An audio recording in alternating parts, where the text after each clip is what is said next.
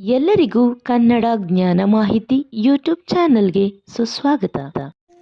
ನಮಸ್ಕಾರ ವಿದ್ಯಾರ್ಥಿಗಳೇ, ಈ ವಿಡಿಯೋನಲ್ಲಿ ನಾವು ಪರಿಸರ ದಿನಾಚರಣೆಯನ್ನು ಕುರಿತು ಪ್ರಬಂಧ ಬರವಣಿಗೆ ಅಥವಾ ಭಾಷಣವನ್ನು ಮಾಡುವಂತಹ ವಿಚಾರವನ್ನು ನಾವು ತಿಳ್ಕೊತಾ ಹೋಗೋಣ.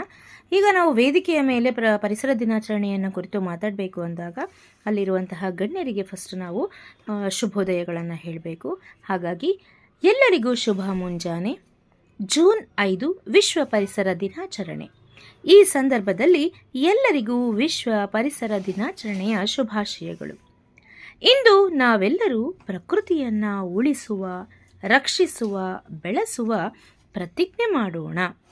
ಈ ವಿಚಾರವನ್ನು ನಾವು ಎಲ್ಲೇ ಭಾಷಣವನ್ನು ಪ್ರಾರಂಭಿಸಿದಾಗಲೂ ಕೂಡ ನಾವು ಇದಿಷ್ಟನ್ನು ಫಸ್ಟು ಹೇಳಬೇಕು. ಮುಂಜಾನೆ ಅಥವಾ ಮಧ್ಯಾಹ್ನ ಅಥವಾ ಸಂಜೆ ಇದ್ದರೆ ಅದರ ಶುಭೋದಯನ ಹೇಳಬೇಕು.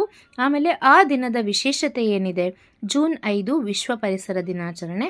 ಹಾಗಾಗಿ ಅದರ ಶುಭಾಶಯಗಳನ್ನು ನಾವು ವೇದಿಕೆಯ ಮೇಲೆ ಇರುವಂತಹ ಗಣ್ಯರಿಗೂ ಮತ್ತು ಅಲ್ಲಿ ನೆರೆದಿರುವಂತಹ ಎಲ್ಲರಿಗೂ ಹೇಳಬೇಕು.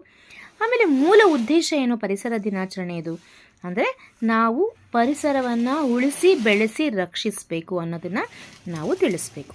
ಇದಾದ ನಂತರ ನಮ್ಮ ಈ ಸುಂದರ ಭೂಮಿಯ ರಕ್ಷಣೆಗಾಗಿ ಜಾಗೃತಿ ಮೂಡಿಸುವ ಉದ್ದೇಶದಿಂದ ಪರಿಸರ ದಿನಾಚರಣೆಯನ್ನು ಪ್ರತಿ ವರ್ಷ ಆಚರಿಸಲಾಗುತ್ತಿದೆ. ಗೆಳೆಯರೇ, ಪ್ರಕೃತಿ ನಮ್ಮ ತಾಯಿ ಇದ್ದಂತೆ. ಅದು ನಾವು ಉಸಿರಾಡುವ ಶುದ್ಧ ಗಾಳಿ, ಕುಡಿಯುವ ನೀರು ಮತ್ತು ತಿನ್ನುವ ಆಹಾರ ಎಲ್ಲವನ್ನೂ ನೀಡುತ್ತಿದೆ.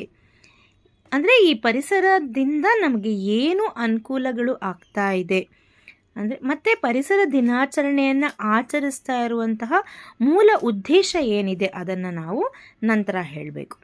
ಅದರ ನಂತರ ಆದರೆ ಇತ್ತೀಚಿನ ದಿನಗಳಲ್ಲಿ ಮನುಷ್ಯ ತನ್ನ ಸ್ವಾರ್ಥಕ್ಕಾಗಿ ಮರಗಳನ್ನು ಕಡಿದು ಪರಿಸರವನ್ನು ಕಲುಷಿತಗೊಳಿಸುತ್ತಿದ್ದಾನೆ. ಇದರಿಂದ ಜಾಗತೀಕರಣದ ತಾಪಮಾನವು ಏರುಪೇರಾಗಿ ಸರಿಯಾದ ಮಳೆ ಬೆಳೆಗಳಾಗುತ್ತಿಲ್ಲ.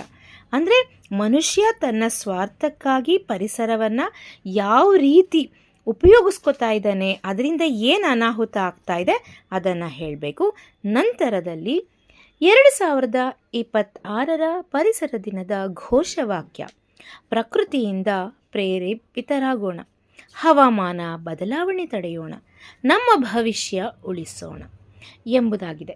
ಅಂದರೆ ನಮ್ಮ ಭವಿಷ್ಯವನ್ನು ಉಳಿಸಿಕೊಳ್ಳಲು ನಾವು ಈಗಲೇ ಹವಾಮಾನ ಬದಲಾವಣೆಯ ವಿರುದ್ಧ ಹೋರಾಡಬೇಕು ಮತ್ತು ಪ್ರಕೃತಿಯನ್ನು ರಕ್ಷಿಸಬೇಕು.